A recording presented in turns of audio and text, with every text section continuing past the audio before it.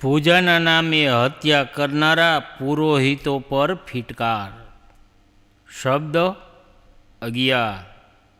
સંતો પાંડે નિપુણ કસાઈ. બકરા મારી ભેંસા પર ધાવે, દિલ में दर्द न आए.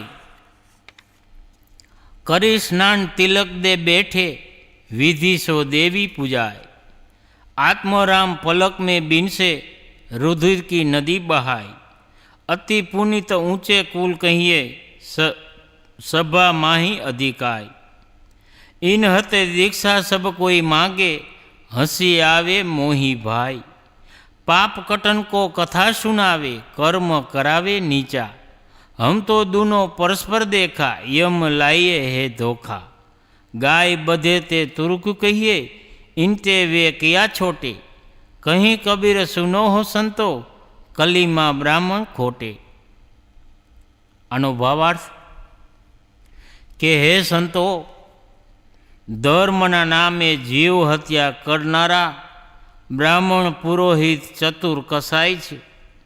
ए बकराओनी बलि चढ़ावीने पाड़ा पर पण तूटी पड़े छे. एमना हृदयमां दया नामनो छांटो नथी. ए लोको स्नान करे छे, टीला टपका करे छे अने देव मंदिर में बेसीने विधि विधान पूर्वक देवीनी पूजा करे छे. परंतु छत्र मात्र में बलिना नामे जीवोनी हत्या करी दे छे अने लोहीनी नदीओ वहेवडाववामां मांडे छे. लोको एमने खूब ज पवित्र तथा ऊंचा कुल में जन्मेला माने छे. स्वभाव में एमनु खूब महत्व मानवामां आवे छे.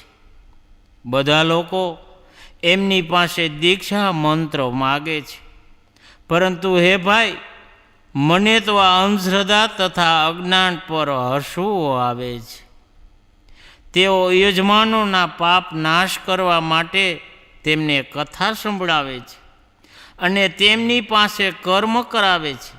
तो अधम हिंसानु एक तरफ एमनी धर्म कथा अने बीजी तरफ धर्मना नामे जीववधनी वातो जोता लागे छे के हिंसक पुरोहित यमराज छे अने धर्म कथा रूपी मायाजाळ ऊभी करी तेनी ओथमां हत्या करे छे अने करावे पण छे तथा जन समाजने नरकवासमां लई जवानी व्यवस्था करे छे.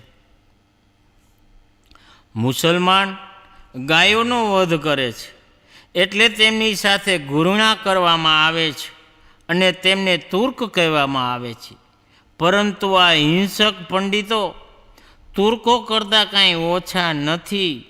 अरे राम राम, आ तो पूरेपूरा तुर्किया ब्राह्मण छे. कबीर साहेब कहे छे के हे संतो, कलयुग में ब्राह्मण नामधारी लोको नीच कर्मी थई गया छे. व्याख्या: कबीर साहेबना वखत में ब्राह्मण नामधारी पुरोहितों में बलिना नामे जीववधनु खूब चलन हतुं.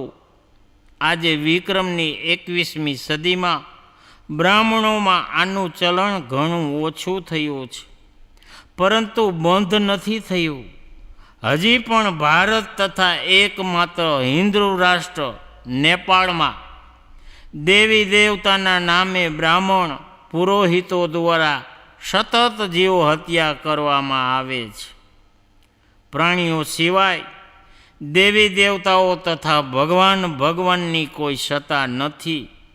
पछी आ खोटी देवी देवताओने खुश करवाना भ्रममां पड़ी जीवोनो वध करवो ए तो घोर अविवेक नहीं तो बीजू शुं छे. कहेवाय ज ने आ अविवेक ज. लोकोना संतोष खातर कदाच मानी लईए के देवी देवता तथा भगवान भवानी होय तो शुं तेओ क्रूर घातकी जानावर ज छे जे पशु पक्षीनी बलि मागे. प्रज्ञामांथी पंडा तथा पंडामांथी पांडे शब्द बन्यो छे.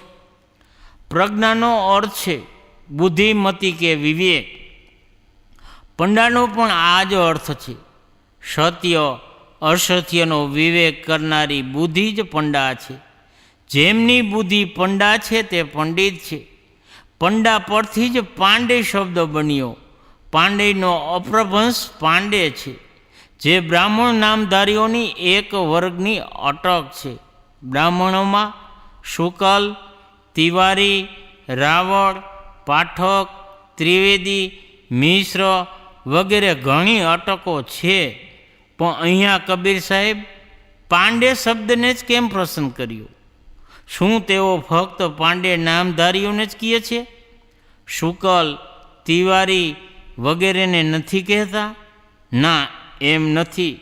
અહીં તેઓ દેવી દેવતાના નામે જે જીવવધ કરે છે કે કરાવે છે તે દરેક બ્રાહ્મણ પુરોહિતોને કહે છે કે બ્રાહ્મણ પુરોહિતોનો ગર્વ છે કે અમે પંડિત છીએ, વિવેકી છીએ અને બુદ્ધિ વિવેકપૂર્વક કામ કરીએ છીએ.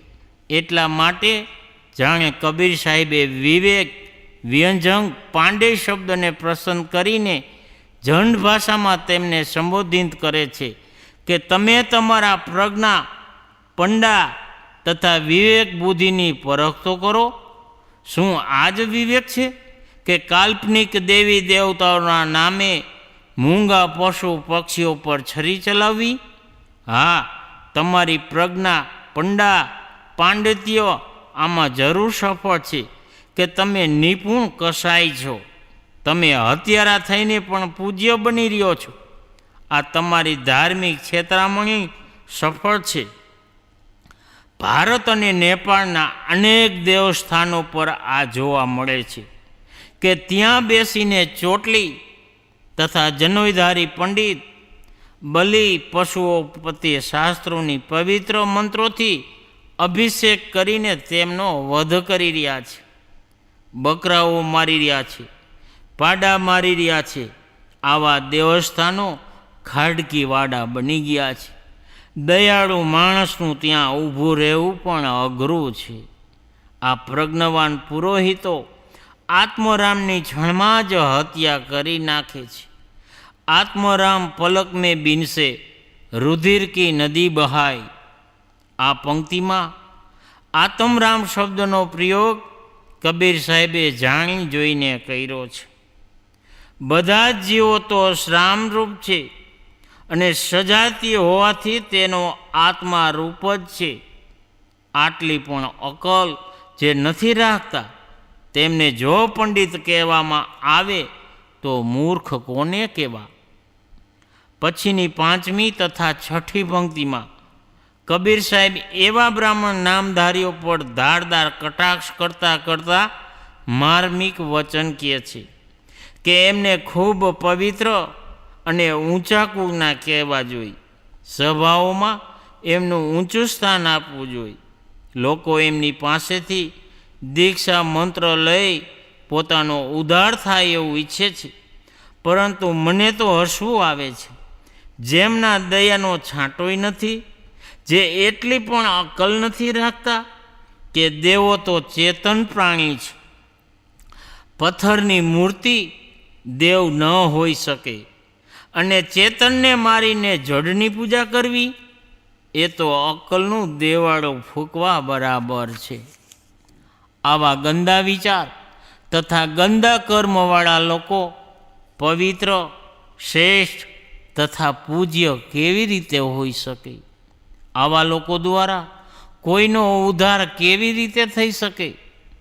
તો પણ મૂઢ અને અંધવિશ્વાસી જનતા એમની પાસે પોતાનું કલ્યાણ ઈચ્છે છે. આ સ્થિતિ કેટલી હાસ્યપદ છે. કબીર સાહેબના આવા ધાર્મિક હત્યારાઓને યમ કહે છે. યમરાજ બંધનપ્રદ વાસનાનું એક પ્રતીકાત્મક નામ છે. યમરાજ તે છે કે જે જીવને બાંધીને નરકમાં નાખી દે.